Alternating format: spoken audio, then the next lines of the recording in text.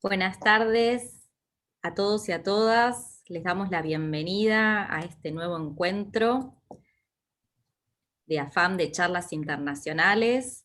¿Me escuchan bien, verdad?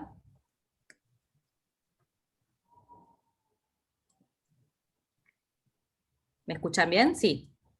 Sí. Se escucha bien. Perfecto. Bueno, como les decía, bienvenidos. Estamos hoy ante un nuevo encuentro con colegas de Uruguay que nos van a compartir su experiencia y sus visiones de la farmacia hospitalaria. Así que, como siempre, les agradecemos a esta oportunidad, a las colegas. Y bueno, si les parece, vamos a ir presentándolas a cada una de ellas. Nos acompañan 4 colegas químicas farmacéuticas.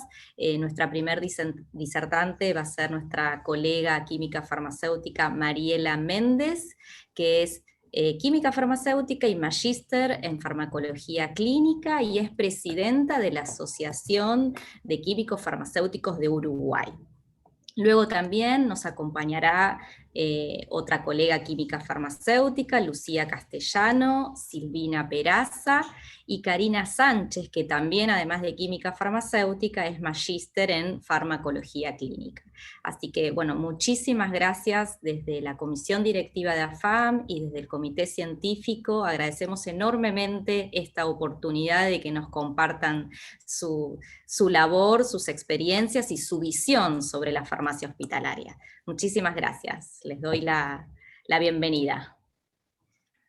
Bueno, muy amables, realmente es un placer para nosotros acompañarlas, así que el agradecimiento formal desde el colectivo que representamos a la Asociación de Farmacéuticos Municipales de la Ciudad de Buenos Aires. Realmente es un gusto compartir esta instancia en la virtualidad. La colega Lucía Castellano, si tiene permiso de compartir pantalla, es quien va a encargarse de presentar y compartir la presentación, y nosotros vamos contándoles un poquito de cómo vemos el presente y futuro de la farmacia hospitalaria en Uruguay. Para eso la idea sería comenzar a contarles cuál es la formación profesional a la que accedemos los químicos farmacéuticos. Nos formamos en la Universidad de la República, más específicamente en la Facultad de Química, donde coexiste nuestra carrera de grado de químico farmacéutico con otras 7 carreras de grado más y 11 posgrados. Dentro de los posgrados hay una especialización, un diploma de especialista en farmacia hospitalaria, que es el único diploma que otorga, digamos, una preparación más específica y complementaria a lo que es nuestra carrera de grado, en particular para el desarrollo profesional en la farmacia hospitalaria. Si vamos al censo que hizo la Universidad de la República entre el 2019 y 2018, nuestra carrera tiene un ingreso de un número un poco mayor de mujeres respecto a hombres, y en realidad nuestra carrera representa el 30,4% de ingresos a la Facultad de Química, donde, como les decía, coexistimos con 6 carreras de grado más. En cuanto a los egresos, el número es bastante más bajo. Tenemos egresos de 38 mujeres y 18 hombres al año, promedialmente en el 2019, y representa estos números el 22,6% del total de egresos en la Facultad de Química. Ahora estoy viendo los chats de saludos. A continuación quería comentarles cuál es el marco regulatorio que rige a la farmacia hospitalaria del Uruguay.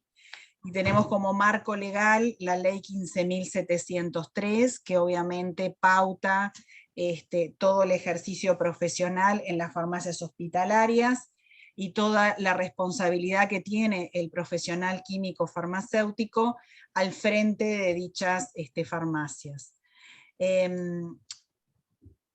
Yo en este momento estoy tratando de presentar como puntas de temas que luego mis colegas les van a desarrollar con más amplitud y con más datos. Entonces, no podemos pasar comentarles cómo es nuestro Sistema Nacional Integrado de Salud, donde obviamente las farmacias hospitalarias son parte del mismo. Nosotros tenemos un Sistema Nacional Integrado de Salud, tenemos cobertura universal para todos los ciudadanos que habitan en Uruguay, y tenemos una división entre lo que es una cobertura pública, el Sistema Nacional Público de Atención, que da cobertura a un tercio de la población total de Uruguay, que se complementa con lo que es la salud privada, donde obviamente están las farmacias hospitalarias también incluidas, que dan cobertura a 2/3 de la población de Uruguay. La siguiente, por favor.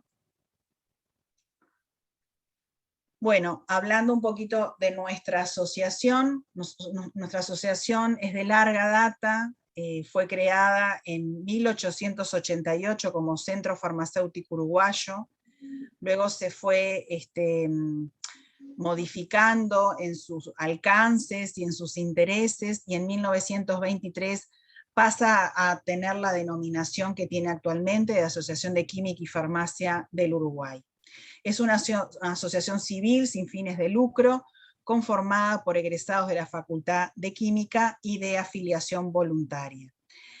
Básicamente tenemos al día de hoy 697 socios profesionales, que incluyen algo más del 50% de químicos farmacéuticos del Uruguay, lo que entendemos que es una buena representación para el colectivo de químicos farmacéuticos. Bueno, allí está cómo está conformada hoy nuestra plantilla de socios. Y bueno, y tenemos como fines nuestra, digamos, estatutos de creación de la Asociación de Química, trabajar en, obviamente, realzar el ejercicio profesional, velar por los intereses profesionales, ampliar la formación de los asociados, realizar actividades de capacitación, publicaciones, tenemos en nuestra página web que pueden visitar materiales, revistas, invitaciones a charlas y congresos, atender obviamente las consultas del colectivo profesional, velar por el cumplimiento de las leyes que rigen nuestro ejercicio profesional, representar a sus asociados y defender el ejercicio profesional. La comisión directiva que integro, la siguiente, por favor, Lucía, tomó posesión del cargo en el 2019 y tenemos 3 años de gestión hasta junio del año próximo. Y como inicio de nuestra actividad nos planteamos objetivos estratégicos para desarrollar en ese periodo de tiempo. Nos planteamos trabajar en mejorar la comunicación con el colectivo de socios. Estamos trabajando muy fuerte en las redes sociales, entendemos que tenemos un gran desafío como asociaciones profesionales de captar a los profesionales jóvenes, que van a conocer a una de ellas, a Silvina Peraza, que es de las colegas más recientemente recibidas. Representar y defender las necesidades de los colegas de diferentes sectores del ejercicio profesional.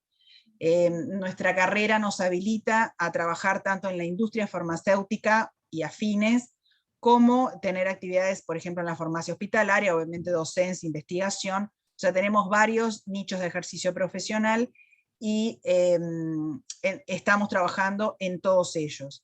Llegar a la población a través de las farmacias, resaltando el perfil profesional del químico farmacéutico en el sistema de salud. Y en este sentido estamos trabajando fuerte tratando de mejorar el rol que tiene la farmacia comunitaria, y en este momento de pandemia, en donde surgen algunas oportunidades, como ser el tema de los ensayos COVID o de la inmunización, estamos tratando de traer esos modelos que entendemos que en Argentina ya son una realidad a las farmacias comunitarias de Uruguay, lo cual es un gran desafío, pero bueno, estamos apostando a profesionalizar la farmacia comunitaria, y obviamente es un trabajo que no lo llevamos adelante solos, sino que lo llevamos adelante también con las cámaras de farmacia y con el Ministerio de Salud Pública. Ser parte de los avances que a título normativo son necesarios en el país, y en ese sentido estamos en muchos frentes. En este momento estamos reviendo la legislación que les nombraba, que nos rige a las farmacias. Estamos también con mucha atención puesta en lo que es generar normativa acorde a lo que es seguridad del paciente y el tratamiento de las segundas víctimas, que son los que generan de alguna manera, obviamente no voluntaria, un problema de seguridad del paciente. Y bueno, y permanentemente estamos abocados a ver y rever normativa que surge bueno, y ver el lugar o la incidencia que tiene en nuestro ejercicio profesional. Para poder hacer esto, obviamente, nos hemos organizado en grupos de trabajo y con colegas que se unen y comienzan a trabajar los temas.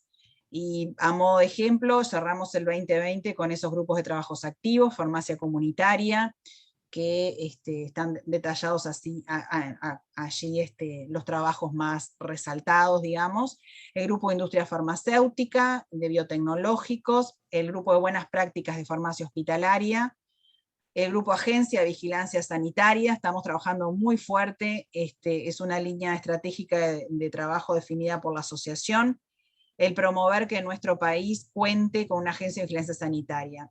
No sé si ustedes saben, pero Uruguay es uno de los poquitos países de América que ha quedado para atrás en este sentido, y bueno, y estamos poniendo el tema sobre la mesa y aportando desde nuestro rol profesional a que sea una realidad a corto plazo el poder contar con una agencia de vigilancia sanitaria calificada por la OPS-OMS. Tenemos el grupo coronavirus, que las colegas les van a dar una reseña del trabajo hecho y desarrollado, y realmente hemos aportado mucho y hemos hecho ver la profesión, que también ese siempre es un debe a nosotros, el mostrarnos, porque claro, frente a otros grupos de salud, que son mucho más numerosos, siempre el trabajo del químico a veces es más difícil que se vea y es muy puertas para adentro de las farmacias. Tenemos obviamente el grupo de negociación, siempre estamos pendientes de temas gremiales y de reivindicaciones gremiales del colectivo. Tenemos el grupo de comunicación, que es un grupo de comunicación interna que está muy de la mano en todo esto que es el desarrollo de la comunicación por redes, gestionan el plan de comunicación, mejoras de la página web, y el grupo de legislación que ha empezado también a trabajar, como les decía, en revisión de normativa que nos interesa. La siguiente, y ya es la última, y dejo paso a las colegas que van a desarrollar cosas más interesantes. Entonces pensamos que como ejemplo, primero vamos a, Karina les va a contar un poquito más de los proyectos de receta electrónica y de las oportunidades que eso nos brinda. Pero queríamos traerle dos proyectos que tienen relación al trabajo de la asociación y de los profesionales uruguayos y un poco marcan una línea de trabajo y hacia dónde entendemos y queremos ir, que es el proyecto Estándar Nacional de Buenas Prácticas de Farmacia Hospitalaria, que fue un trabajo hecho dentro de la Asociación de Química y Farmacia del Uruguay, con colegas, que logró etapas de validación, y que hoy estamos iniciando una actualización para lograr la segunda versión. A través de este proyecto se dio lugar a un curso de educación permanente que es parte de esa diplomatura de farmacia hospitalaria, en donde los colegas que deciden cursarlo también tienen trabajos finales, y ahí Silvana Peraza, que nos va a acompañar, les va a mostrar cuál fue su trabajo, que va a ser incluido, como les comentaba, en la segunda versión del estándar de buenas prácticas que comenzamos a trabajar en estos días.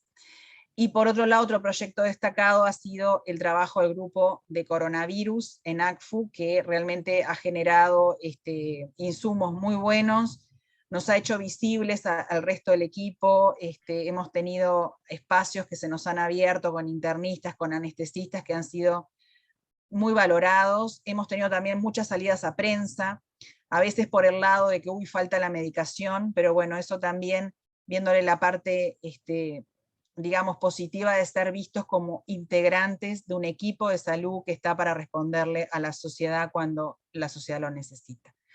Han sido muy amables, sigue mi colega Karina Sánchez. Hola, buenas noches a todos. Gracias por la invitación, es un placer compartir con ustedes nuestra experiencia. Lo que yo les voy a contar un poquito es cómo está conformado el Sistema Nacional Integrado de Salud, que surgió a través de la reforma del sistema de salud en Uruguay en el año 2008.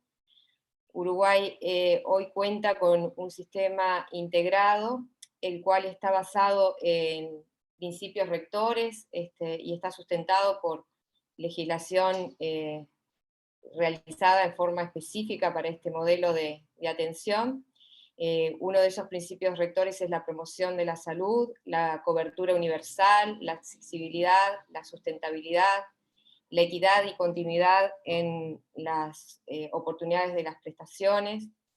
También está orientado a la prevención integral y con un contenido humanista, el respeto a los principios de la bioética, los derechos humanos de los usuarios, la solidaridad en el financiamiento general, el derecho a los usuarios para la toma de decisiones informadas sobre su situación de salud y la elección libre de los prestadores. Y en ese punto Uruguay tiene, como bien definía Mariela, dos ámbitos, el ámbito público y el ámbito privado. Dentro del ámbito público es de destacar ACE, que sería el principal prestador que conforma la Administración de Servicios de Salud del Estado. Luego tenemos en el ámbito privado las IAMS, que son instituciones de asistencia médica colectiva, que pueden estar conformadas por un mutualismo o un cooperativismo de profesionales, los seguros privados, y también en el ámbito público tenemos los hospitales o sanidad, lo que llamamos sanidad policial y sanidad militar, que la particularidad que tienen es que prestan atención solamente a los funcionarios policiales o militares y a su familia. Y luego hay prestadores parciales o definidos para riesgos específicos, como son el Banco de Previsión Social, el Banco de Seguros del Estado, el Hospital de Clínicas, que es nuestro hospital universitario, las intendencias departamentales y los seguros parciales. Por favor, siguiente, Lucía. Junto con el Sistema Nacional Integrado de Salud, se conformó un Seguro Nacional de Salud, que lo que busca es amparar a todos los residentes en el país, de tanto trabajadores dependientes como independientes, como aquellas personas que no tengan capacidad de contribuir al sistema. Los usuarios, a través de un Fondo Nacional de Salud, que también fue creado previo a esta reforma de salud, aportan a través de sus ingresos a dicho fondo, con lo cual se financia a través de contratos que están firmados por la Junta Nacional de Salud, que depende de nuestro Ministerio de Salud Pública, el pago de cuotas por cápita, ajustadas por edad y sexo, y por el cumplimiento de metas prestacionales. Esas metas prestacionales son definidas por nuestra autoridad sanitaria, y lo que buscan es la mejora continua del sistema de salud y la optimización del uso de los recursos. Por lo tanto, las instituciones que integran el Sistema Nacional de Salud tienen la obligación de brindar a sus usuarios una atención integral basada en prestaciones obligatorias que son definidas por la JUNASA, que sería la Junta Nacional de Salud. Por favor, siguiente. Lucía, por favor. Y bueno, esto es muy reciente. La farmacéutica Roche lanzó un proyecto que se llama Future Proofing Healthcare, en el cual a través de índices mide qué tan preparado está el sistema de salud de los países de Latinoamérica para afrontar lo que sería la medicina personalizada, y bueno, es un orgullo para nosotros comentarles que Uruguay en la puntuación general quedó en la posición 1 del ranking. Por favor, siguiente.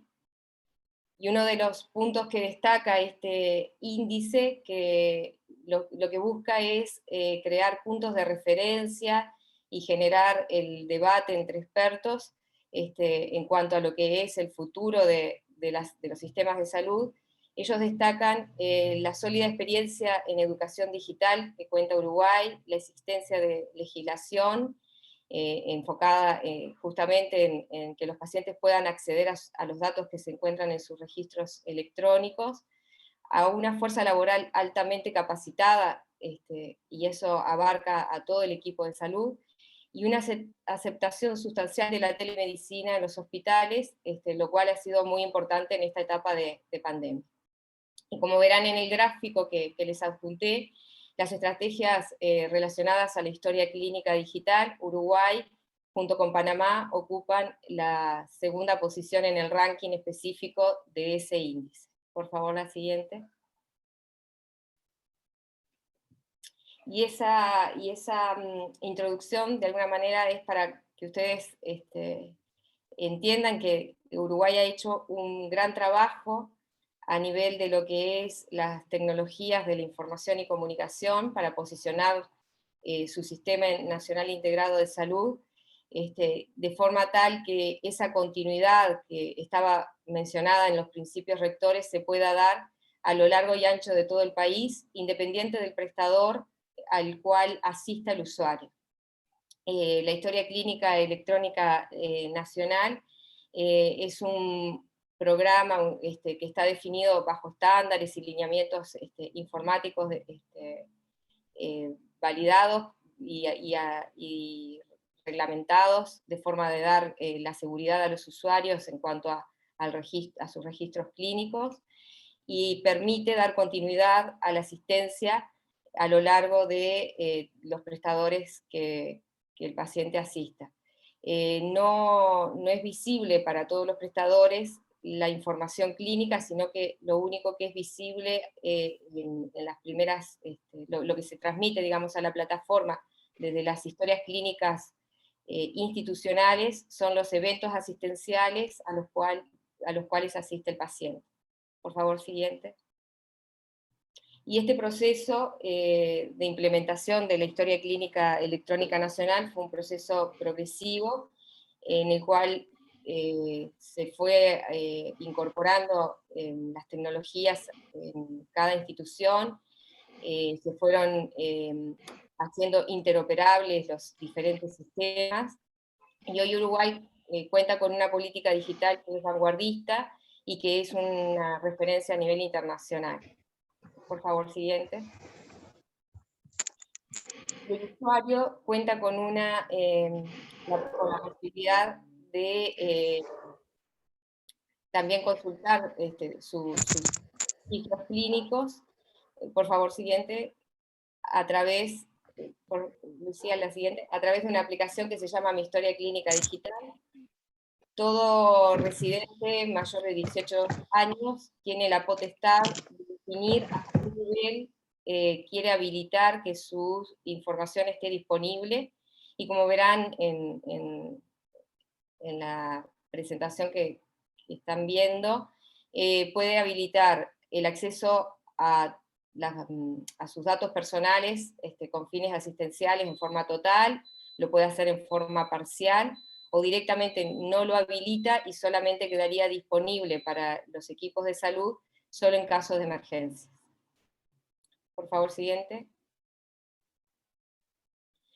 Y en el 2017, Salud UI, que es el programa a través del cual el Ministerio de Salud Pública está poniendo en práctica esta digitalización del sistema, lanzó su primera versión del Diccionario Nacional de Medicamentos, que es un formato interoperable, el cual consiste en una tabla maestra de medicamentos. Son todos los medicamentos que están habilitados a nivel nacional por el Ministerio de Salud Pública, y es un conjunto de bases de datos interrelacionadas con información actualizada.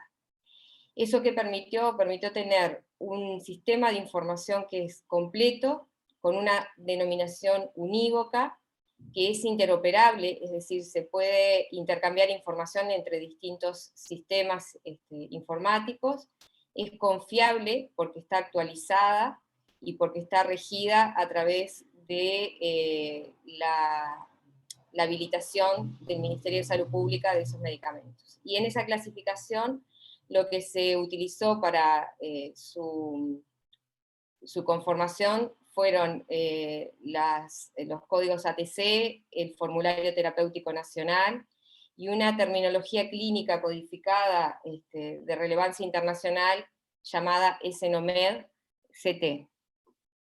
Por favor, siguiente. Y la arquitectura del Diccionario Nacional de Medicamentos está compuesta por distintos niveles que son definidos en función de esa base de terminología internacional, y ahí, como verán, está esquematizada la arquitectura de datos. Tenemos diferentes niveles que se van conformando por el agregado de especificaciones sobre el medicamento al que nos queremos referir. La sustancia sería lo que le definimos como principio activo o genérico. Luego tenemos principio activo o afines, un producto medicinal virtual. A ese producto medicinal virtual luego se le puede agregar el dato de la presentación, y así sucesivamente se le va agregando distintas características que conforman la denominación unívoca de ese medicamento. Por favor, siguiente.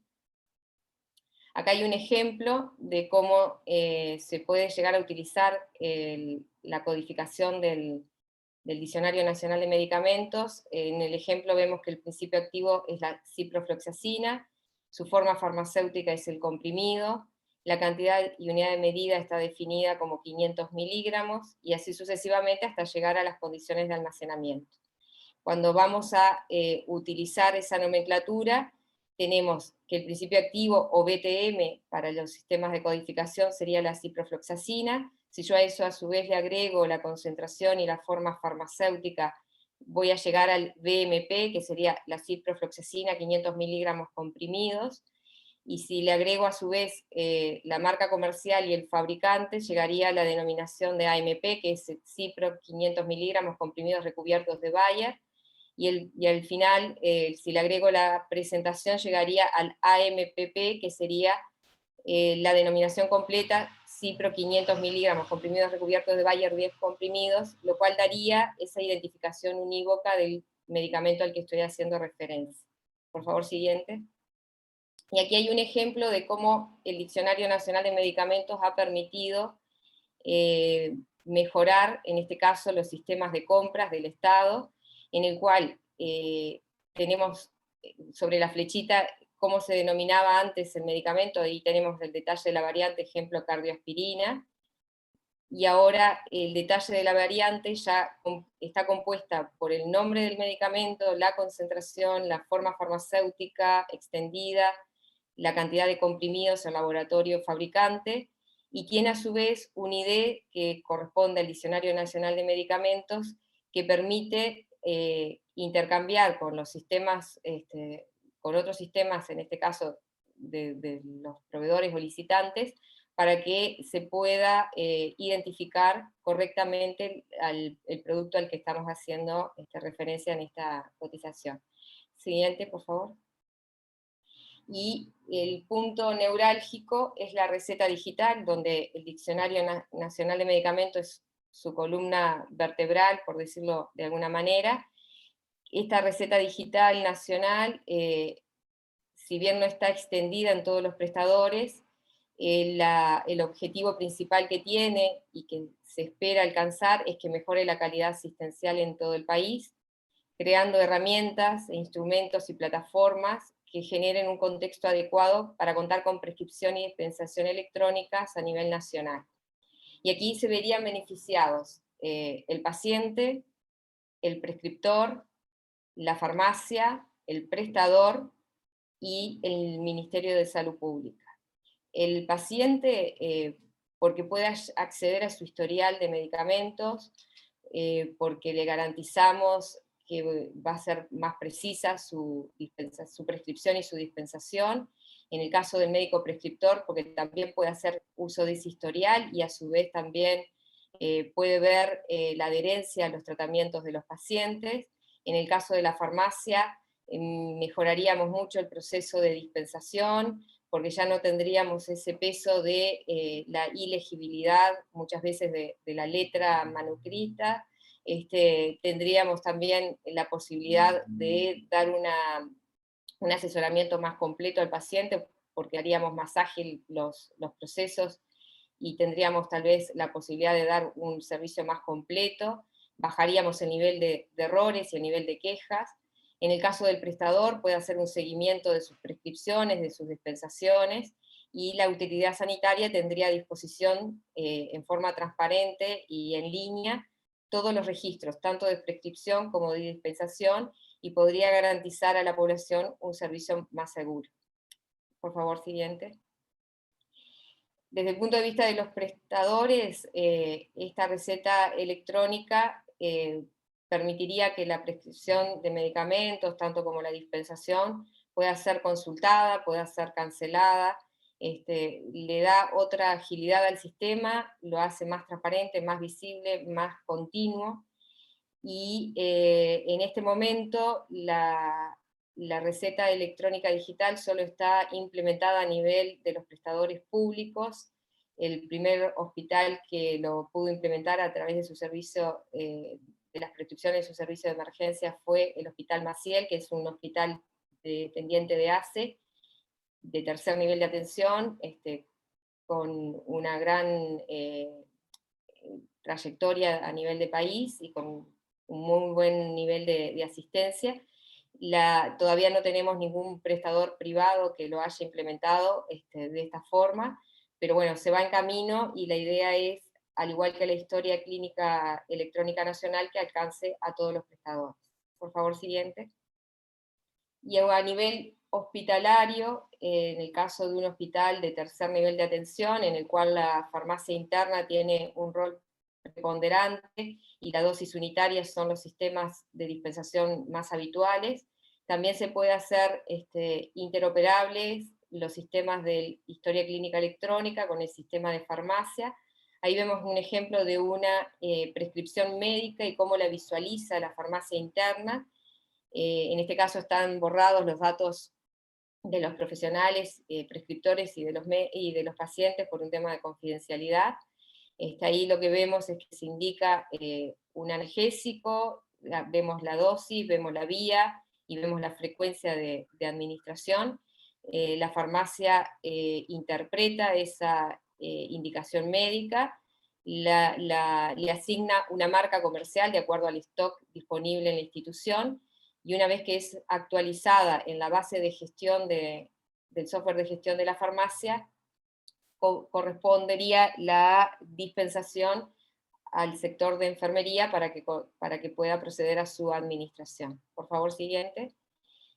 Y esos sistemas integrados, interoperables de historia clínica y sistemas de gestión de farmacia permiten también a nivel interno ver lo que sería el perfil farmacoterapéutico y el nivel de cumplimiento por parte de enfermería de la prescripción médica. Lo que ustedes ven ahí es un detalle por día de prescripción y cumplimiento. Los puntitos verdes son los cumplimientos de enfermería, y los puntitos rojos es medicación que fue indicada y por alguna razón no fue administrada. En general, lo que aparece ahí en el ejemplo que no es administrado son lo que le llaman indicaciones condicionadas, cuando un paciente, por ejemplo, necesita una analgesia y solamente el médico le indica si fuera necesario, y enfermería no la solicita o no la administra justamente porque el paciente no siente dolor. Esto es un poco a modo de resumen de cómo se ha avanzado a nivel nacional en lo que es la digitalización de todo el sistema de salud. Uruguay ha avanzado en poco tiempo y en forma exponencial en implementar estas tecnologías informáticas. Ha sido una gran ayuda para los servicios de farmacia hospitalaria poder contar con sistemas más legibles, más ágiles, y que minimizan el nivel o el margen de error al momento de la interpretación y la prescripción, y la dispensación, perdón.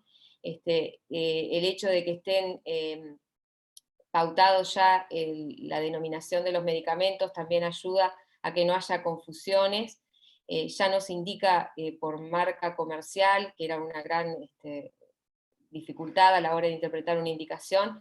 Los sistemas obligan al médico a elegir el nombre genérico o el principio activo, y luego queda, la indicación médica queda clara, legible, y todos estos registros, por supuesto, son no editables, y desde el punto de vista del paciente, la historia clínica electrónica tiene un nivel de seguridad que está amparada también por la legislación nacional, en la cual los datos del paciente, al igual que ocurre con la historia clínica en papel, son estrictamente confidenciales, y solamente el prestador, que es quien hace resguardo de esos registros, puede acceder, salvo en esas instancias que el paciente, por alguna situación de fuerza mayor, no asista al prestador, o digamos directo de él, sino a un segundo prestador. Recién ahí sería uso de la información para darle continuidad a su asistencia y facilitar a los equipos de salud la interpretación del caso clínico y la realización de los diagnósticos, y por tanto el tratamiento o procedimiento indicado. Les dejo a continuación con mi colega Silvina Peraza. Ella les va a contar de su proyecto de trabajo que realizó en conjunto con Mariela. Les agradezco nuevamente la oportunidad de estar aquí, y bueno, quedamos a las órdenes para lo que ustedes quieran consultarnos. Buenas tardes, gracias por la invitación. Y yo les voy a contar un poco del trabajo que hice como parte de uno de los cursos de la especialización en farmacia hospitalaria. En el mismo se comparó la primera versión del Estándar Nacional de Buenas Prácticas de Farmacia Hospitalaria y la normativa nacional de farmacia hospitalaria, para analizar qué tan alejados estamos de las directrices de los statements de Basilea, identificando los requisitos que sería necesario incluir en la segunda versión, teniendo en cuenta la realidad de Uruguay y la proyección del químico farmacéutico como profesional de salud. Te pido que pases para la próxima, Lucía. Como un marco teórico, Mariela ya mencionó que tenemos la legislación vigente, tenemos la ley 15.703, la cual regula la distribución, comercialización y dispensación de medicamentos, cosméticos y dispositivos terapéuticos de uso humano. En la misma se definen los establecimientos farmacéuticos, se clasifica, también define las responsabilidades de la dirección técnica, las competencias del Ministerio de Salud Pública y qué sanciones se dan por incumplimiento de las mismas. También está el decreto reglamentario 28003, el cual define los servicios de farmacia hospitalaria, cómo está integrado y sus funciones.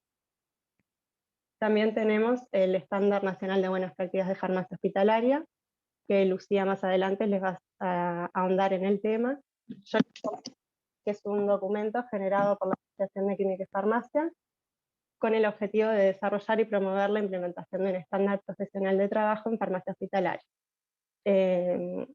A nivel internacional, tenemos los statements de Basilea, que son un conjunto de declaraciones desarrolladas por la sección de farmacia hospitalaria de la FIP en el 68º Congreso Anual de la FIP en el 2008.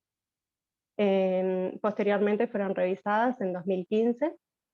En ella quedaron establecidas 65 declaraciones divididas en 7 áreas, las cuales son, como se ve en el dibujo, declaraciones generales y gobernanza, adquisición, influencia en la prescripción, preparación y distribución de medicamentos, administración de medicamentos, monitoreo de la utilización de medicamentos y recursos humanos. Los statements representan metas aspiracionales de lo que sería la práctica ideal en un servicio de farmacia hospitalaria. Pero en 2015, cuando se revisaron, quedó en evidencia que no todos los hospitales pueden cumplir con todos los estándares establecidos en ellas debido a la falta de recursos humanos o recursos financieros. Por ello es que la FIP recomienda que la práctica de cada hospital sea evaluada contra los statements para identificar las áreas donde se pueda mejorar. Y para ello la FIP el año pasado implementó una herramienta de autoevaluación que incluye 18 preguntas de múltiple opción, en el cual se mide la alineación del hospital que la contrasta contra los statements de Basilea. Luego de completar las respuestas, se da un resumen de la autoevaluación y un plan de acción en el cual identifica en qué elementos se deberían ser el centro de los esfuerzos para obtener mejores resultados. Siguiente. Bien. En el trabajo, entonces, lo que hice fue comparar el estándar con las declaraciones, y de allí surgió que de las 65 declaraciones, 35 ya estaban contempladas en la primera versión del estándar. Hay 10 declaraciones que están incluidas dentro de una categoría que definí como otros, porque son como definiciones, no son... El estándar nacional está definido en procesos, y esto es más bien definiciones, entonces no sería relevante incluir en un estándar, y evaluaríamos la inclusión de 20 de las 75 declaraciones. Adelante, siguiente. En esta diapositiva podemos ver divididas por cada sección de los statements, cuántas declaraciones deberíamos evaluar la inclusión. De ahí vemos que estamos bastante alejados en lo que es influencia en la prescripción, en la administración de medicamentos y en monitoreo de la utilización de medicamentos, porque es un alto porcentaje de esos sectores los que tendríamos que evaluar la inclusión. Para evaluar esta inclusión se realizaron entrevistas a las directoras de farmacias de un hospital público universitario y de un hospital privado, y en un hospital público lo que se utilizó fue la herramienta de la FIP, esta encuesta que mencioné anteriormente. Como resultados de las entrevistas,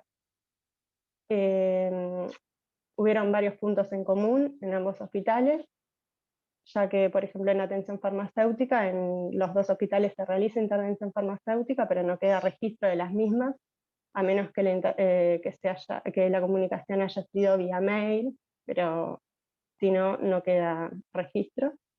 Tampoco se derivan pacientes polimedicados con químicos farmacéuticos, y se plantea que habría que mejorar el marco legal, porque no tenemos posibilidad de intervenir y registrar las intervenciones en la historia clínica, por lo que habría que evaluar la posibilidad de incluir un espacio para dicha tarea en la historia clínica electrónica, y habría que tener el respaldo de la autoridad sanitaria para poder realizar dichas intervenciones. Luego, en el capítulo de farmacovigilancia y uso seguro de medicamentos, si bien son nodos de farmacovigilancia los hospitales, surge la importancia de realizar sería importante realizar rondas con el médico tratante, o tener amparo legal para realizar intervenciones farmacéuticas y poder registrarlo en la historia clínica. Pero para ello sería necesario tener más químicos farmacéuticos dedicados a farmacia clínica. En ambos hospitales se informa sobre el uso seguro de medicamentos, y se cuentan con planes de mejora para prevenir los errores de medicación de mayor prevalencia, y también es de destacar que en uno de los hospitales se está intentando implementar lo que es la conciliación farmacéutica. Dentro de abastecimiento, en ambas instituciones se tienen establecidos planes de contingencia en caso de desabastecimiento. Siguiente. Monitoreo de medicamentos se realiza en ambas instituciones, pero no depende de farmacia. Se plantea que sería una herramienta muy importante para poder ayudar en la prescripción y validarla, pero nuevamente surge el inconveniente de que faltan recursos humanos, químicos especializados en farmacia clínica. Y además la normativa, el decreto reglamentario, no lo exige. Dice que puede haber un área de monitoreo, pero no lo exige. Con respecto a los citostáticos, si bien en ambas instituciones se tienen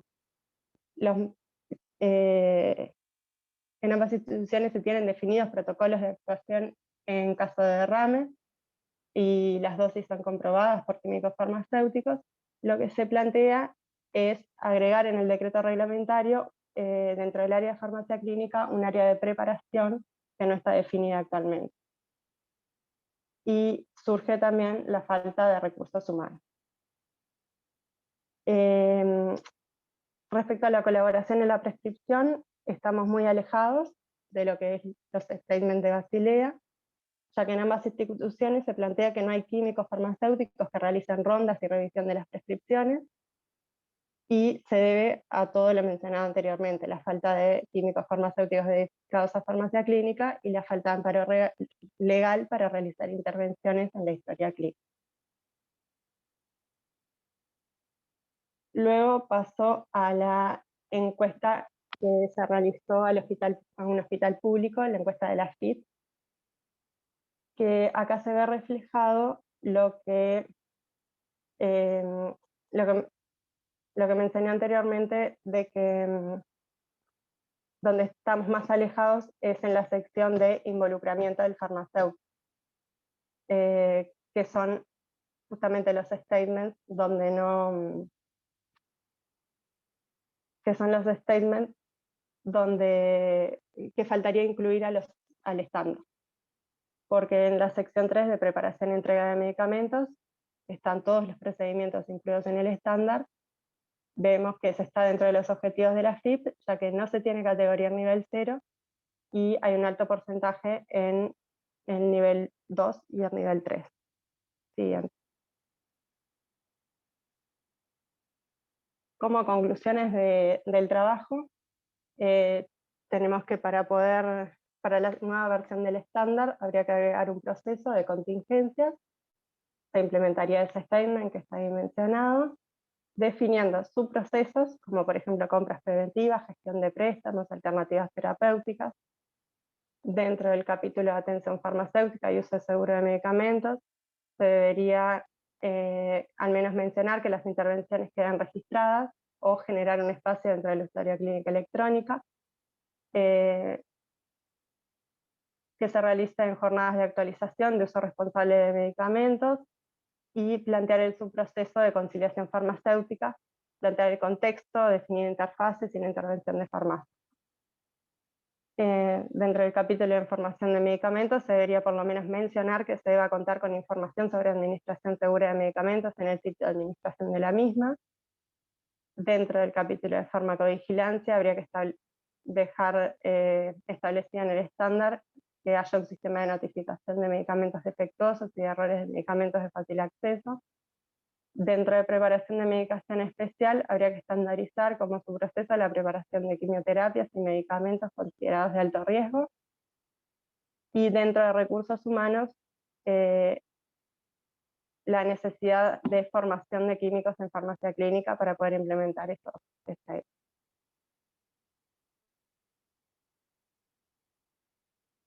Además, eso sería dentro de los cambios en el estándar. Y para poder implementarlos también habría que proponer cambios en la normativa, porque no tenemos amparo legal para realizar intervenciones farmacéuticas.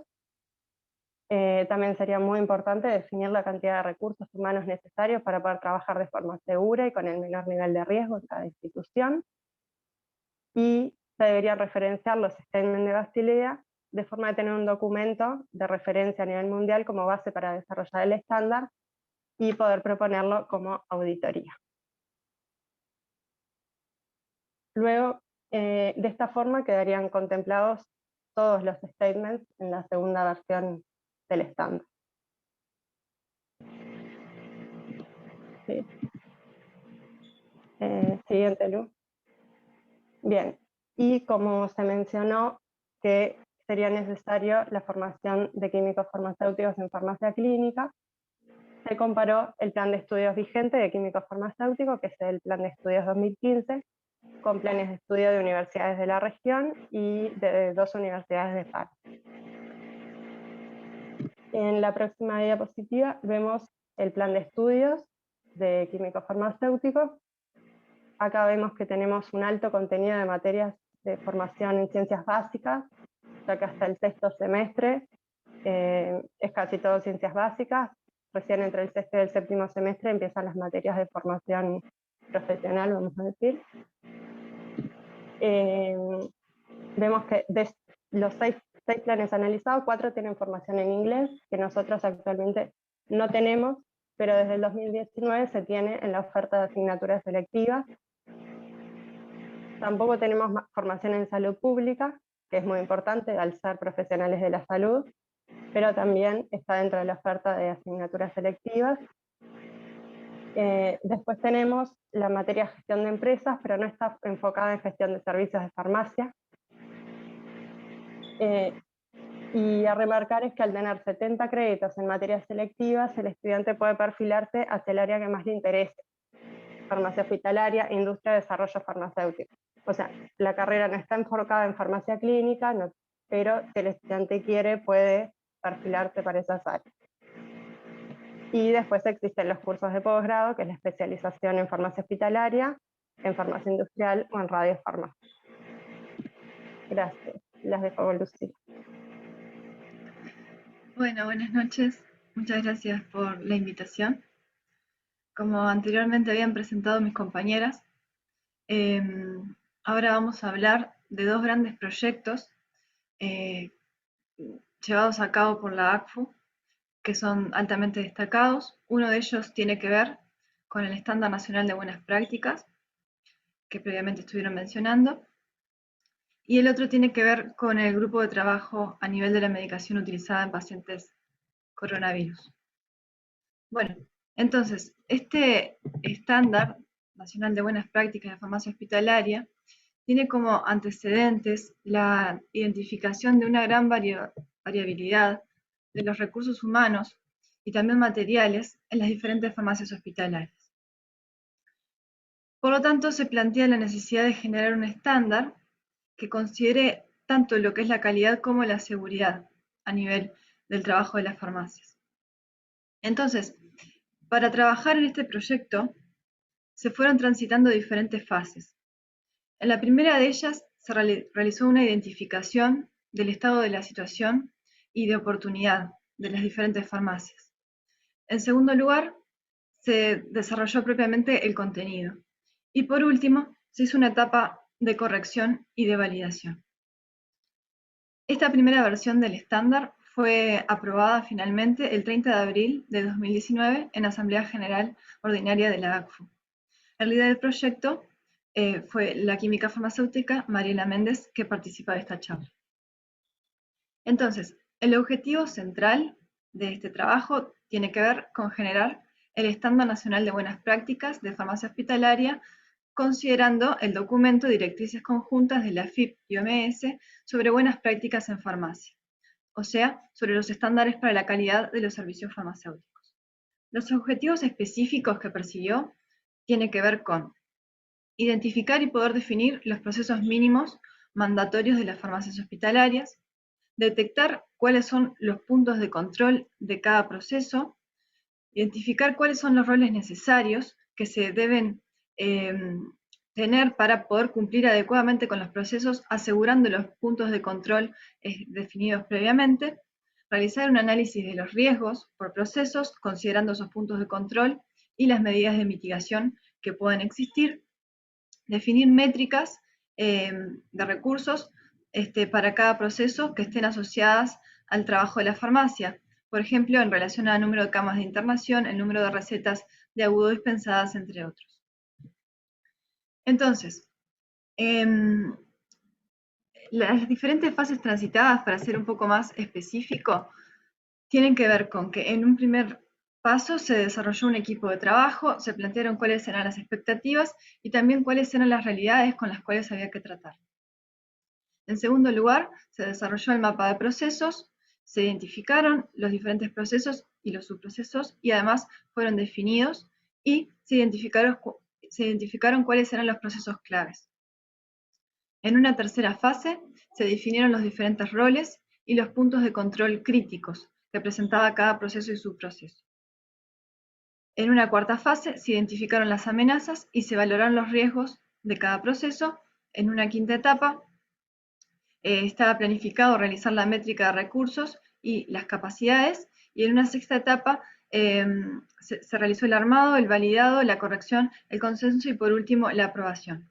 La fase 5, particularmente en esta primera versión del estándar, digamos, no fue completada debido a que faltaban algunos datos y eso es algo que está pendiente para la segunda versión del estándar de buenas prácticas.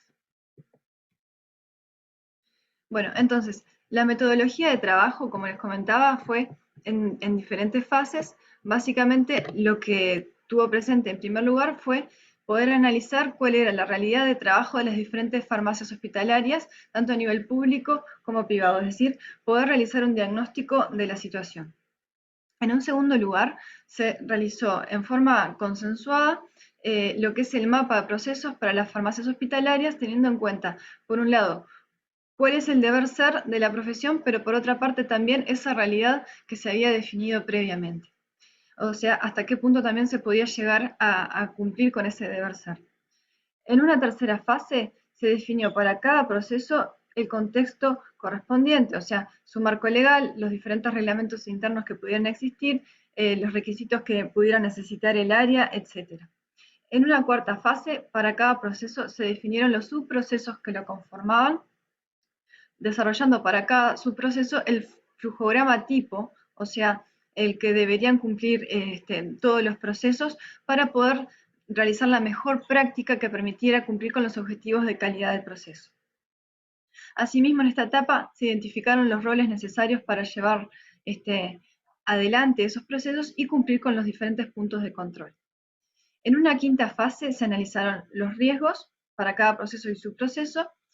En una sexta etapa se realizó la sociabilización de todo lo trabajado a todo el colectivo y se recogieron las correcciones y aportes a través de una encuesta dirigida a todos los miembros de la Asociación de Química.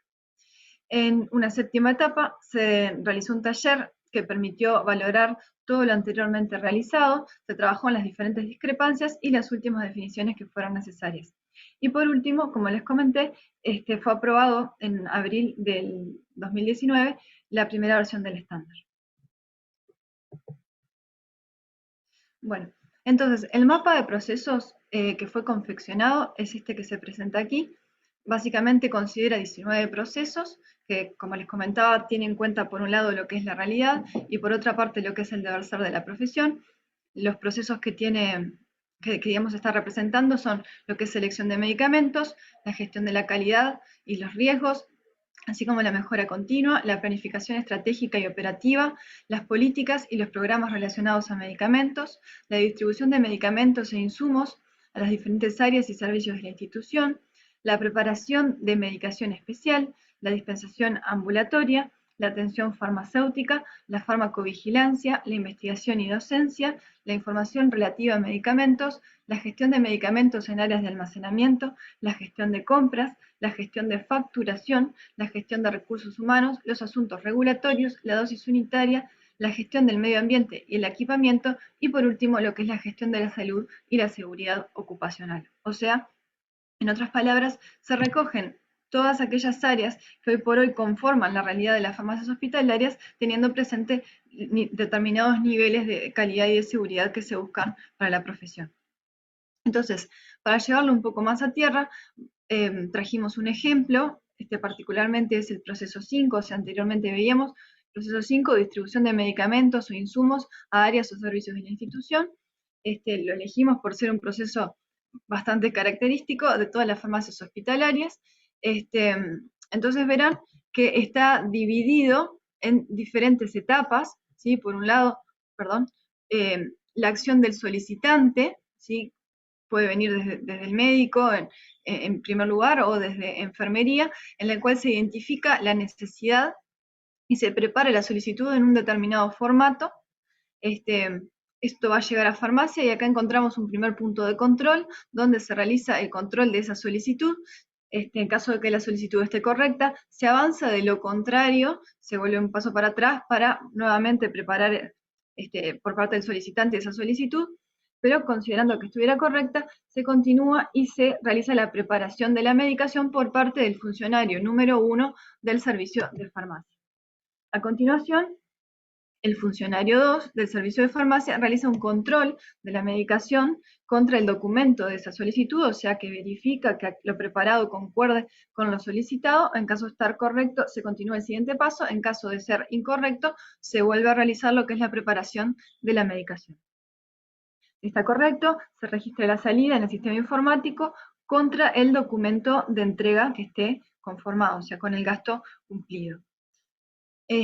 A continuación, se realiza por parte de un tercer funcionario, en caso de disponer, estamos de acuerdo que no siempre se cumple con la disponibilidad de tener todos los funcionarios, pero está previsto que tal vez el funcionario 1 ocupe, digamos, el rol del funcionario 3 en caso de no contar con la cantidad de personas necesarias.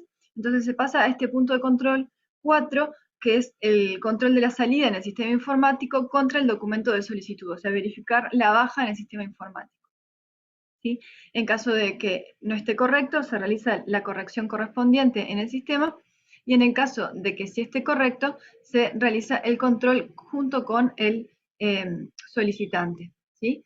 De estar todo conforme, por parte del solicitante se recibe la medicación solicitada y va a firmar el documento correspondiente en el cual se deja constancia de que recibió la medicación. Bueno, esto es lo anterior, solamente que está un poco más grande para que se pueda visualizar mejor, pero era lo que veníamos comentando. Y dentro de este proceso, también dentro del ejemplo que estamos planteando, se realizó, digamos, lo que fue el análisis de riesgos. Entonces vamos a ver un poco cuáles fueron los riesgos que fueron manejados para este proceso. ¿Sí? Repito, proceso de distribución de medicamentos o insumos a áreas o servicios de la institución. Entonces, identificamos como una primera amenaza que el solicitante pide una medicación que está equivocada, ya sea en principio activo, dosis o forma farmacéutica. El responsable de esa acción es el solicitante, el impacto que eso puede generar lo consideramos como medio, la probabilidad de ocurrencia la consideramos alta, siempre y cuando no se cumpla con el punto de control 1 que previamente habíamos definido, y encontramos que las medidas de mitigación necesarias es realizar pedidos automáticos por el sistema informático, tener en cuenta los históricos de consumos y tener en cuenta los listados de reposición. Valorando todo lo anterior, encontramos que el mayor riesgo posible para esta situación, en cuanto a los daños que puedan generarse y la probabilidad ocurrida, es alta. Una segunda amenaza que encontramos tiene que ver por parte de farmacia, que prepare una medicación que es equivocada, sea en cantidad, en principio activo, dosis o forma farmacéutica. El responsable en este caso es farmacia. El impacto que consideramos pueda tener es medio, la probabilidad es alta si no se cumplen con los puntos de control 2 y 3 o no se tienen en cuenta las medidas de mitigación. Encontramos como posibles medidas de mitigación el pedido automático con lector de código de barras para poder preparar la entrega, y el mayor riesgo que pueda generarse es alto. Otra posible amenaza tiene que ver con la entrega de una medicación por otra, sea en principio activo, dosis o forma farmacéutica. En este caso, los solicitantes, el solicitante y farmacia son ambos los responsables, el impacto que pueda generar es medio, la probabilidad es alta, si no se tienen en cuenta el punto de control 3 o las medidas de mitigación. Y encontramos que una posible forma de evitarlo tiene que ver con realizar un pedido automático con lector de códigos de barras para preparar la entrega. Para que no quede perdido cuál sería el punto de control 1 y el punto de control 2 y 3, vamos a ver un poco hacia atrás para refrescar un poco cuáles son, ¿sí?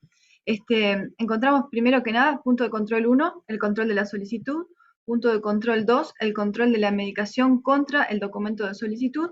Acá, un segundo, el tercer punto de control, perdón, el control junto al solicitante cuando se va a entregar, y encontramos un punto de control 4, el control del documento con el gasto contra lo que se dio de baja en el sistema informático. Entonces, la cuarta amenaza que encontramos para este proceso tiene que ver a nivel de la farmacia, que se dé un registro de la salida de una medicación por otra, o sea, un error en el gasto ingresado en el sistema informático. En este caso, el responsable sería únicamente de farmacia. El impacto que genera en cuanto a daños lo consideramos más bien bajo, ¿sí? En los otros casos anteriores el impacto sobre el paciente es alto o medio. La probabilidad de ocurrencia la consideramos alta si no se cumple el punto de control 4 o no se usan las medidas de mitigación. Y las medidas de mitigación consideradas idóneas en este caso es el uso del lector de código de barras. El riesgo, por lo tanto, en el peor de los casos, en este caso es medio. Bueno, bien, eso en cuanto al primer proyecto, que fue el Estándar Nacional de Buenas Prácticas de Farmacia Hospitalaria. Pasemos ahora a ver el segundo proyecto destacado que elegimos para esta presentación, que fue lo realizado por el Grupo de Trabajo de Coronavirus de la ACFU, ¿sí?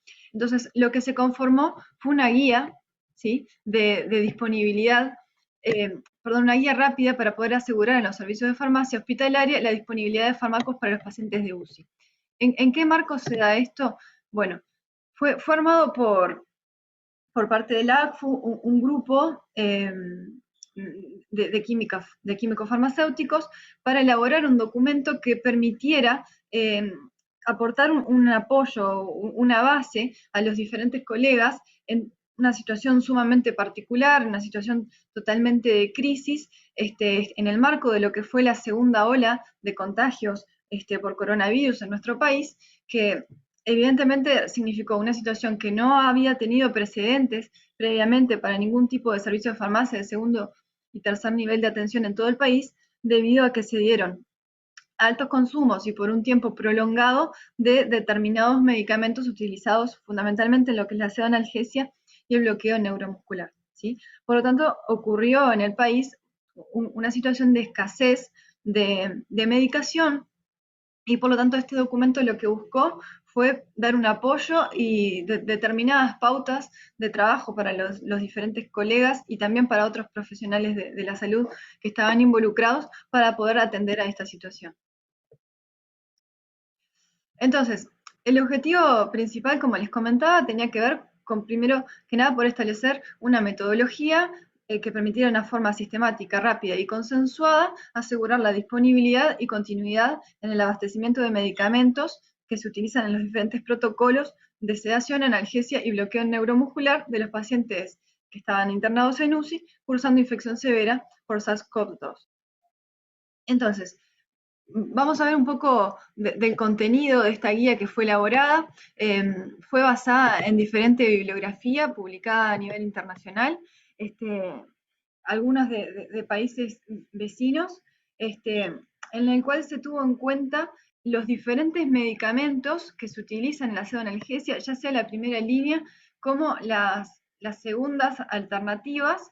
Se tuvo en cuenta también las diferentes presentaciones que están disponibles en nuestro país y bueno, se adaptó también esa bibliografía a lo que en plaza suele haber, considerando los medicamentos que están registrados en nuestro país o lo que, digamos, en un futuro cercano se visualizaba pudieran estar disponibles en plaza.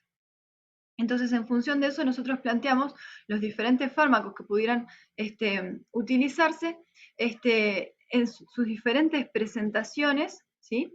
Y planteamos para el caso de la inducción la dosis mínima recomendada y la dosis máxima recomendada, si en este caso miligramos por kilo, y para el mantenimiento de la infusión también los diferentes fármacos y presentaciones que pudieran ser útiles, y nuevamente planteamos la dosis mínima recomendada y la dosis máxima recomendada, en este caso en miligramos kilogramo por hora, ¿sí? Verán que planteamos para la inducción diferentes analgésicos sedantes que pudieran ser útiles y diferentes bloqueantes neuromusculares, y lo mismo hicimos para el mantenimiento de la infusión, agregando el uso de vasopresores. Entonces, como forma general, las diferentes prácticas que nosotros planteamos en esta guía tuvo que ver, primero que nada, diariamente realizar un control del consumo en el día previo o de los días anteriores de cada uno de estos fármacos que estaban en este listado y llevar al registro del dato de este consumo, evaluando la existencia de posibles tendencias hacia la alta o hacia la baja. Diariamente chequear, además de ese consumo, las existencias de cada uno de estos medicamentos, no solamente en lo que es la proveeduría de farmacias, sino también en los diferentes servicios internos de la institución. En función de los datos anteriores, calcular la cobertura en stock en función de días para cada fármaco, considerando justamente cuánto se venía consumiendo, cuánto stock hay disponible y considerando un margen de seguridad de al menos un 30%, dado que de un día para el otro se observaron importantes aumentos de la dosis, por tanto ese 30% es para amortiguar una posible sorpresa. En caso que la institución previera en un corto plazo agregar nuevas camas, que eso también ocurrió en un determinado momento, también debían ser consideradas en el cálculo. Se recomendó fuertemente mantener una comunicación muy cercana con las unidades de compra, con los diferentes proveedores, y realizando un seguimiento a las diferentes órdenes de compra que se hubieran elaborado. Asegurarse que dentro de la farmacia existiera un stock de al menos 3 días para los fármacos considerados como una alternativa, en caso de quebrar stock de la primera línea. Se recomendó con mucho énfasis establecer vías de comunicación sistemáticas, efectivas y rápido, por un lado con lo que era la dirección de cada institución, pero también con los diferentes responsables de los departamentos de medicina y de enfermería, para poder comunicarle a los diferentes actores las situaciones vinculadas al stock y a la disponibilidad de medicamentos, a fines que ellos tuvieran herramientas para tomar decisiones y poder prever un posible desenlace futuro o algo que debían realizar en un futuro cercano. ¿Sí? De esta manera se contarían con herramientas para, en forma conjunta, entre el médico, enfermería y los químicos farmacéuticos, poder realizar un análisis en conjunto de las diferentes alternativas y de las dosis propuestas en caso de que fuera necesario, debido a las escaseces que se daban en plaza. Uno de los frutos de esta guía, que en realidad fue parte de uno de los anexos y una de las herramientas que fueron generadas, tuvo que ver con un Excel que ahora vamos a compartir para poder realizar un cálculo de las unidades que se necesitarían para cada paciente y en general para todas las camas de CTI, teniendo en cuenta las indicaciones médicas correspondientes y las presentaciones del fármaco que se estaban utilizando, ¿sí? O sea, en otras palabras, nosotros lo que creamos fue un calculador de las unidades de medicación que eran requeridas. Entonces, para poderlo visualizar con un poco más de claridad, si me permiten, voy a compartir ese archivo, así lo vemos con más claridad.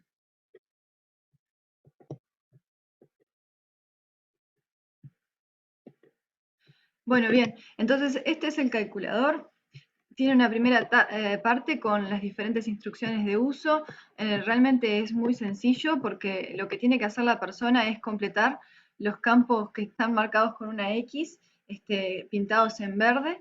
Tiene una parte, quiero decir, que tiene que ver con la estimación del stock para lo que es la inducción y con la estimación del stock para lo que es mantenimiento, y otra que tiene que ver con la validación para cada paciente, tanto a nivel de la inducción como del mantenimiento. Comencemos viendo primero lo que tiene que ver con la validación. Supongamos que tenemos un paciente, ¿verdad? Voy a inventar simplemente un nombre, perdón, acá va el identificador, acá va el nombre del paciente, vamos a poner la cama, y vamos a colocar el peso de este paciente. Supongamos que el señor pesa 85 kilos. ¿Sí? Verán que los campos, en primer lugar, por ahora tienen la fórmula precargada, pero no están indicando ningún valor, ¿verdad? Entonces yo acá cargo el peso que tiene este paciente y empieza digamos, me plantea cuál es la dosis diaria mínima y la dosis diaria máxima en términos de miligramos que se espera para este paciente. Lo que debo cargar ahora fue la dosis indicada por el médico tratante, ¿sí? Esto también fue ideado pensando en que los médicos tratantes lo pudieran usar. De hecho, se hicieron presentaciones a los diferentes cuerpos médicos a nivel nacional y lo encontraron sumamente atractivo y práctico de uso, ¿sí? Entonces vamos a suponer que tenemos una prescripción por fentanilo, ¿sí? Vamos a ingresar una de las dosis que están dentro del rango permitido. Verán que damos como dato el dato de dosis mínima recomendada y el dato de dosis máxima recomendada. Vamos a suponer que cargamos esta dosis, ¿verdad? Y verán que en función de eso se calcula automáticamente cuál es la dosis en términos de miligramos indicadas para este paciente y la cantidad de ampollas que fueron indicadas.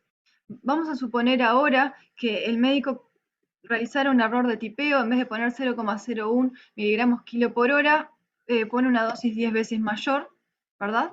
Y en ese caso verán que los campos vinculados a dosis y a la cantidad de ampollas se calculan, por supuesto, pero en vez de quedar pintadas con el color anterior, quedan pintadas con un color rojo, ¿sí? Eso está hecho para pensar una ley. También este campo de la dosis indicada queda pintado con un color rojo. Esto está hecho para justamente generar una alerta y llamar la atención que se indicó una dosis por fuera del rango permitido. Veamos ahora los campos, perdón, las hojas vinculadas a lo que es la estimación del stock. Esto probablemente les sirva más a la farmacia para poder gestionar el stock, pero también puede aplicarse a otros sectores de la institución. Vamos a suponer que tenemos camas de UCI ocupadas, tenemos una cantidad de 12 camas, ¿sí? Y un peso promedio de los pacientes de 93 kilos, eso es lo que nos da el promedio, ¿sí? Entonces, ingresando esa información, nos calcula este Excel la cantidad de ampollas que va a ser necesario por día para cubrir con las demandas de estas 12 camas con un peso promedio de 93 kilos. Bueno, a grandes rasgos, esto sería todo sobre este calculador y sobre los grandes proyectos que queríamos mostrarles en esta ocasión. Bueno, les agradecemos mucho por la invitación realizada y cualquier consulta, comentarios, estamos para contestar. Bueno, muchísimas gracias. La verdad que primero felicitarlas a la asociación en general por los proyectos, la verdad que encaminados con suma seriedad, ¿no? Y qué importante que se apueste desde la asociación a fomentar y a apoyar esta clase de proyectos y que bueno, que ustedes los han desarrollado y acompañado con mucha seriedad. Así que primero felicitarlas, muy interesantes. Invitamos a los participantes que quieran hacer sus preguntas por el chat, que puedan enviárnoslas por ahí. Algunas ya me han llegado en el chat de la asociación, así que tenemos algunos comentarios. Creo que ya ahí Emiliano aporta un comentario que yo iba justo a tomar como nexo del trabajo, ¿no? Y preguntarles. Ustedes han citado las limitaciones que tienen para contar con farmacéuticos clínicos en sala, y creo que el último ejemplo que presentó Lucía, donde integra las incumbencias del farmacéutico en gestión, y que quizás la farmacia hospitalaria involucra muchas áreas del farmacéutico, incumbencias que ya están desarrolladas, que ya están claras, y que no habría ninguna farmacia que funcionara sin alguien en la elaboración de citostáticos, o ningún farmacéutico que no hiciera gestión, pero quizás el área clínica es un área que todavía cuesta, no solo por la formación que involucra formar un farmacéutico clínico, sino también por el lugar ganado en la farmacia hospitalaria. Hay que convencer de la ventaja, ¿no? Y justo trayendo el comentario de Emiliano, qué importante esa planilla si uno no tiene un farmacéutico clínico que valide el peso y que tenga en cuenta cuándo considerar el peso ideal y cuándo considerar el peso real de esos pacientes, ¿no? Porque puede ser una excelente planilla desde un punto de vista desde el stock, pero si no tenemos la mirada de un farmacéutico clínico, alguien a pie de cama, que esté validando si ese peso que utiliza el prescriptor es un peso real, o es un peso ajustado, o es un peso ideal, cómo cae la planilla, ¿no? Y creo que en pandemia lo hemos visibilizado.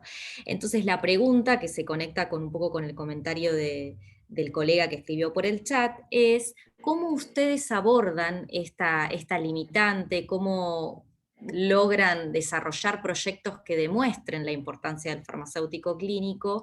Y preguntarles en nexo con esto, en esta misma pregunta, la farmacia comunitaria, ¿qué lugar tiene de nexo en la farmacia hospitalaria?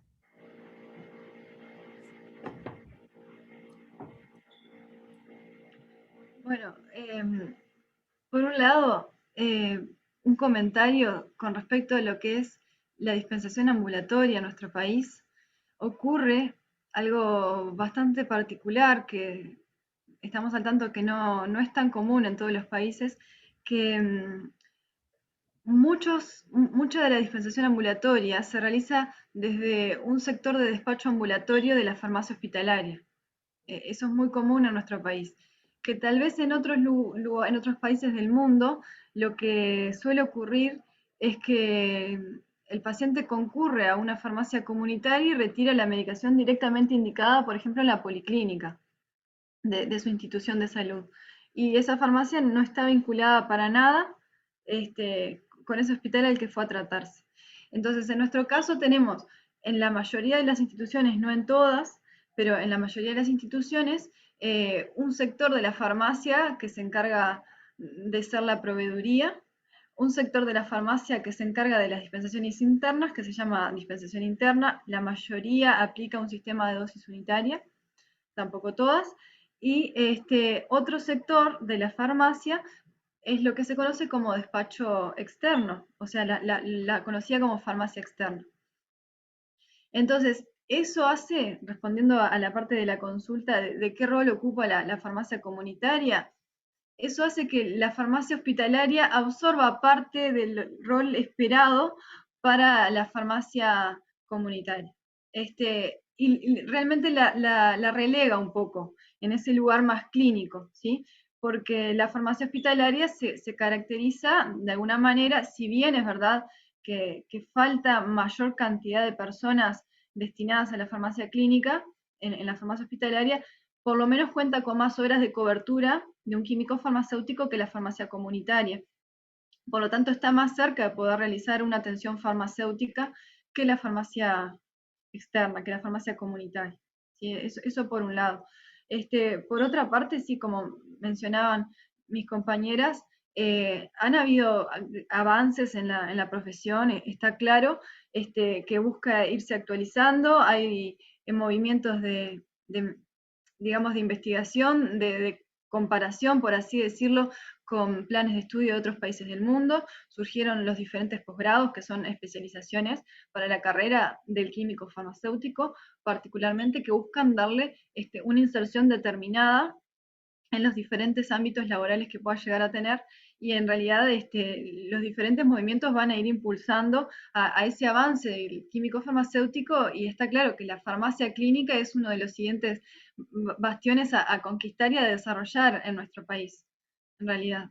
Entonces, los diferentes emprendimientos que se van realizando van funcionando a modo de proyectos, se va haciendo hincapié en lo que es la capacitación, la ACFO organiza diferentes ciclos, incluso de capacitaciones con médicos, con otros profesionales nacionales e internacionales, para ir justamente generando ese ambiente de integración del químico farmacéutico al ámbito clínico. Particularmente en relación a este último calculador que estábamos mostrando, en el marco de lo que fue COVID, la pandemia ha traído ciertas cosas buenas dentro de todos los grandes desafíos y dificultades que presentó, y una tiene que ver con la posibilidad del químico de demostrar dónde había un nicho y una necesidad clara de su participación, ¿sí? No solo como gestor, porque no era la idea presentar al químico solamente como el gran proveedor, digamos, de medicamentos, sino también pudiendo sugerir alternativas, investigando, recurrimos a fuentes bibliográficas, analizamos las ventajas y desventajas de las diferentes alternativas, de hecho las llegamos a presentar después de haber realizado una búsqueda bibliográfica intensa y de la viabilidad, digamos, de poder utilizar esas diferentes alternativas, o sea que en realidad hubo un montón de conocimiento técnico más allá de la generación en sí de una herramienta puntual, que bueno, ese conocimiento técnico nos permitió conectarnos con otros profesionales de la salud y mostrar esa arista clínica que estamos buscando desarrollar. Perfecto, muy bien, muchas gracias. Otra pregunta también que se relaciona un poco con la estructura del recurso humano y de la farmacia hospitalaria, a ver si ustedes nos pueden contar más o menos como promedio un número de farmacéuticos, si tienen asignado en función de las camas de cada uno de los hospitales, de los sanatorios, las horas, o si funcionan, por ejemplo, con guardias de 12 horas, 24 horas, si cuentan con personal administrativo, técnico, y si tienen en general historia clínica electrónica en su mayoría de las instituciones, y si tienen acceso a referencias de acceso de consulta de medicamentos paga, tipo Micromedex o UpToDate, o algo, las generalidades, ¿no? Esa era otra de las preguntas. Bueno, perfecto. Un poco, Karina tiene mucho para contestar al respecto. Si querés, Karina, comenta un poco lo que es la estructura y la dotación, y vos comentás la parte de historia clínica. Sí, me parece bárbaro, Lucía. Bueno, entonces, en sí lo que es la métrica de la cantidad de personas, de los diferentes recursos humanos de la farmacia hospitalaria, es un proyecto que planea incluirse en la segunda versión del estándar de buenas prácticas. Existen antecedentes en el país en el cual se determinó en forma empírica, digamos, las diferentes actividades, en la totalidad de actividades que se llevan a cabo en las farmacias hospitalarias, los tiempos que tal cual son realizadas estas insumen, y por lo tanto se calcula cuántas horas persona por día se necesitan, ya sea de químicos farmacéuticos como de los otros participantes. Pero bueno, en sí su formalización se va a ver reflejada en las siguientes versiones del estándar de buenas prácticas de farmacia hospitalaria, para poder decir con un número concreto cuántos químicos, por ejemplo, se esperarían en relación a la cantidad de camas.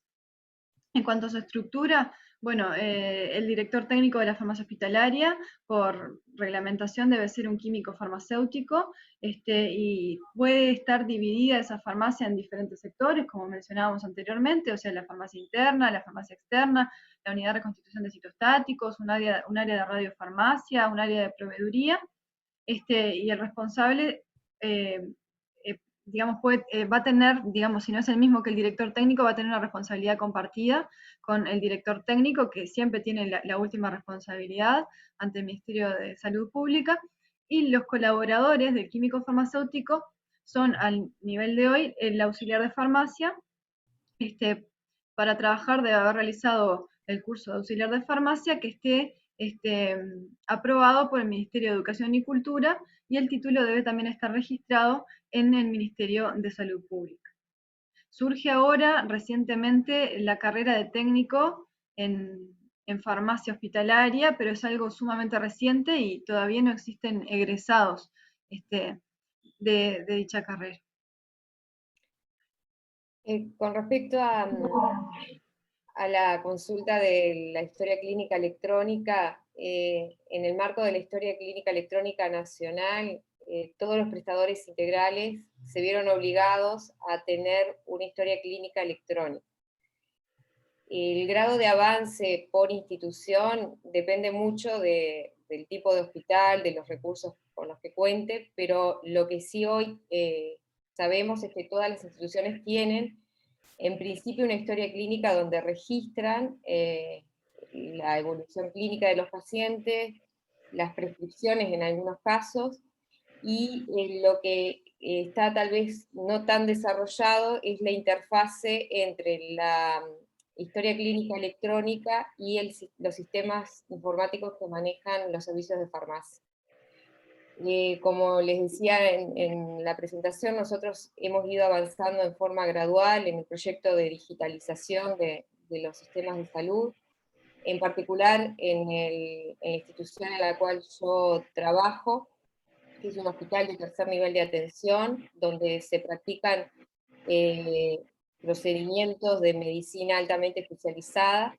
Nosotros pertenecemos a un sistema, a una red de instituciones que está distribuida a lo largo y ancho de todo el país. Tienen un mismo soporte informático para la historia clínica electrónica, o sea que tenemos la misma plataforma de historia clínica, pero no todos tienen esa interfase que les comentaba desarrollada con la farmacia. En nuestro caso lo pudimos implementar hace un año, lo cual nos permitió mejorar ampliamente el proceso de dosis unitaria, Nosotros hasta ese momento manejábamos todos los registros en formato papel, o sea, la historia clínica del paciente estaba, si bien digitalizada en lo que hacía a la descripción y evolución, no llegaba a la farmacia en forma electrónica. Eso obligaba a la farmacia a tener que tener copias firmadas en forma manual por el médico, porque un detalle que yo no les mencioné en el momento de la presentación, Uruguay, a través de su sistema de identificación civil, nos otorga lo que ustedes le llaman DNI, que nosotros le llamamos cédula de identidad, un chip para que podamos firmar los documentos de forma electrónica. Nosotros, los que tenemos la cédula actualizada, ya contamos con firma electrónica. Eso nos permite incluso a los profesionales, en nuestro caso químicos farmacéuticos, hacer trámites con la autoridad regulatoria en forma online, firmando a través de ese chip. O sea, ya no se maneja también este papel a nivel regulatorio, o sea, se está tratando de digitalizar también los trámites, como por ejemplo la declaración jurada de los consumos de sustancias controladas. Uruguay ha avanzado mucho en ese camino. En cuanto a las historias clínicas, lo que hacen es reportar a la historia clínica electrónica nacional los eventos asistenciales. O sea, lo que se sabe es qué día, en qué lugar y en qué servicio el paciente consultó. Para poder acceder a mayor información, tiene que haber un acto médico mediante que de alguna manera habilite que se pueda acceder al detalle. A nivel de cada institución, como les decía, como en nuestro caso, uno tiene la posibilidad de acceder al registro de la historia clínica, se ha ido haciendo, como les decía, gradual. O sea, nosotros, ese diccionario nacional de medicamentos, ese código que identifica cada medicamento, es ligado o macheado, como le decimos nosotros, a un código interno.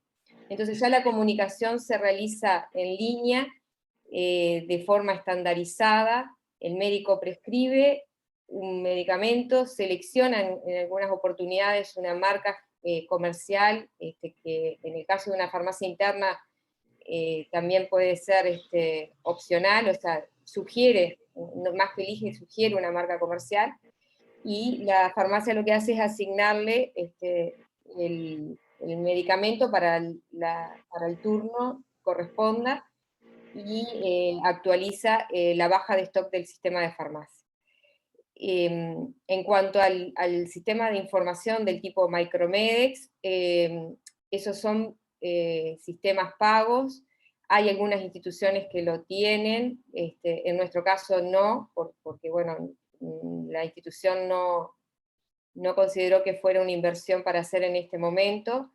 Sí creo que es una buena herramienta para que el farmacéutico pueda comenzar a brindar otro tipo de servicios a los equipos de salud, pero como bien decía Lucía, no todas las farmacias cuentan con químicos las 24 horas.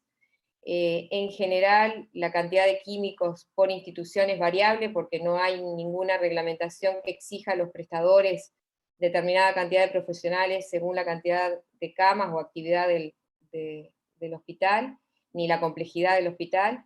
Esa es una de los objetivos que tiene la Asociación de Química, de poder sugerir a través de los estándares de buenas prácticas para que sea referenciado también por nuestro Ministerio de Salud Pública y pueda ser actualizado y tomado como guía en las normas nacionales.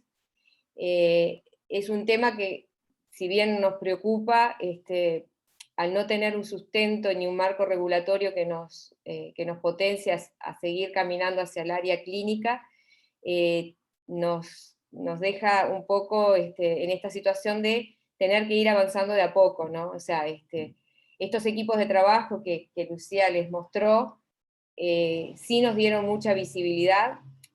Entendemos que la pandemia fue una oportunidad también para los químicos farmacéuticos de mostrar o desplegar nuestro potencial. Esperemos que esa semillita que plantamos dé sus frutos de aquí en más, y que ese trabajo que pudimos hacer en conjunto con equipos de anestesia, con internistas, con intensivistas, pueda ser valorado y visto como una necesidad futura. Bueno, muchísimas gracias por compartir esto. Tengo una última pregunta y ya nos liberamos así, no les robamos más tiempo, que tiene que ver un poco, ustedes contaron al principio de la presentación los grupos de trabajo que habían conformado y el tema, el lugar y el espacio que le habían dado a la comunicación, ¿no? Y a todo lo que era la comunicación a través de la página, las redes sociales. Si nos pueden contar brevemente un poco algo de eso, ¿no? La interna de cómo, qué giro le han dado. La Asociación de Química, como les comentaba Mariela, tiene muchos años de trayectoria y de apoyo al colectivo de químicos farmacéuticos, no solamente hospitalarios, sino también los químicos que se dedican a la industria, en la industria. En los últimos años lo que ha tomado la asociación es como un rol de mayor integración. Tiene publicaciones a través de diferentes plataformas como, bueno, su página web, donde está, dicho sea de paso, colgada toda esta información que les mostramos con las colegas. Está la calculadora de dosis, están los trabajos realizados por los diferentes equipos que se han conformado a lo largo de estos años. Hay algunos que son de libre acceso, por lo tanto ustedes pueden, ingresando a la página web, consultarlos. Hay otros que son exclusivos para los socios, pero en caso de que ustedes tengan interés, nos los piden a través de AFAM y nosotros se los enviamos. Después tiene, bueno, en las redes sociales también mucha participación, como LinkedIn, Instagram, bueno, y otras redes. Tiene publicaciones que Mariela les mencionó, la revista de la ACFU, que esa llega en forma de soporte papel, pero también hay disponible a través de los que serían de la web. La ACFU lo que tiene es una comunicación muy activa con los socios a través de mails, donde nos va actualizando de los cambios normativos, de los temas de interés, organiza ciclos de charlas, donde hay intercambios como los que ustedes ahora nos propusieron, genera grupos de trabajo. El grupo de trabajo coronavirus está integrado por químicos del área hospitalaria pública, privada y comunitaria. O sea, en el momento que se publicaron, por ejemplo, las guías, tuvimos mucha llegada a los químicos de la industria, quienes también trataron de gestionar a través de sus recursos todos los apoyos que se podían brindar para que pudiéramos salir de esa situación de escasez, que en realidad todo esto surgió a partir de marzo de este año. Para Uruguay recién estamos saliendo de la segunda ola de contagios, una segunda ola que fue muy dramática porque nos tomó por sorpresa a mediados de marzo. Eso generó rápidamente una escalada en la cantidad de contagios, un gran incremento en la cantidad de pacientes que ingresaron a las unidades de cuidados intensivos. Como les comentaba Lucía, era día a día, o sea, veíamos que los CTI, la capacidad de los CTI se veía limitada, y las instituciones se veían obligados a abrir nuevas unidades en lugares que tal vez cumplían otras funciones en algún momento, como puede llegar a ser la sala de recuperación de un blog. Eso nos obligó a nosotros a tomar parte, y como les comentó Mariela, la ACFU hizo un comunicado de prensa a la opinión pública, lo cual llegó e impactó mucho. Eso generó la necesidad de los medios de comunicación de realizar o concretar entrevistas con la Asociación de Química para que explicara cuáles eran las razones y que explicara cuáles eran las medidas de contingencia que se habían planteado. El Ministerio de Salud Pública tomó enseguida cartas en el asunto y comenzó a buscar alternativas. Uruguay, ustedes como sabrán, es un país muy pequeño, donde la industria farmacéutica es muy limitada, o sea, si bien tenemos industria nacional, son muy pocas. Trabajamos con mucho producto importado, que está representado por laboratorios farmacéuticos, pero que no tienen fabricación local. A través del Ministerio de Salud Pública se implementaron mecanismos de autorización de ingreso al país de marcas comerciales que no estaban registradas por un mecanismo de excepción que le llamamos uso compasivo. Eso logró rápidamente abastecer a las instituciones para que pudieran contener esa ola de contagios, la cual por suerte hoy ya hemos dado como por cerrada. Uruguay nuevamente ha vuelto a niveles bastante aceptables de cantidad de casos, gracias también a un programa de vacunación que fue muy rápido y masivo. Tenemos un alto porcentaje de la población ya vacunada. Las vacunas que recibimos, el equipo de salud fue Pfizer, 2 dosis, y el resto de la población recibió la vacuna de Sinovac, también en 2 dosis. Ahora se está vacunando también a los adolescentes mayores de 12 años. La primera tanda de vacunación fue a partir de los 18. Se hicieron también por niveles de riesgo de los pacientes, o sea, hubo toda una planificación, y si ustedes me preguntan desde el ámbito hospitalario cómo lo vivimos, y sí, fue una tormenta que después que la pasamos es como que la olvidamos, pero que se transitó con mucho esfuerzo, pero mucha unión. Yo creo que la Asociación de Química logró fortalecer la interacción entre los profesionales químicos farmacéuticos, y logró también, a través de todas estas acciones que tomó, posicionarnos mejor a nivel de los equipos de salud. Por eso les comentaba, esperamos que, bueno, después de esta instancia de la pandemia y donde también todos tenemos un aprendizaje ganado, podamos capitalizar para que, bueno, la farmacia clínica tome fuerza y podamos, en el próximo encuentro que tengamos con ustedes, contarles que hemos avanzado un poco. Bueno, muchísimas gracias, y ojalá esos lazos que han generado ustedes internamente trasciendan y esta sea una oportunidad de encuentro entre, bueno, 2 países y 2 profesiones que nos encontramos. Así que muchísimas gracias, les recordamos a todos los asistentes que esta charla va a quedar grabada, y bueno, nuevamente agradecerles a las colegas de Uruguay, y nos vemos el resto de los asistentes en el próximo encuentro el 12 de agosto, con el invitado de Estados Unidos que nos va a contar el modelo de farmacia hospitalaria en ese país. Así que muchísimas gracias nuevamente. Muchas gracias a ustedes. Gracias a ustedes por invitarnos.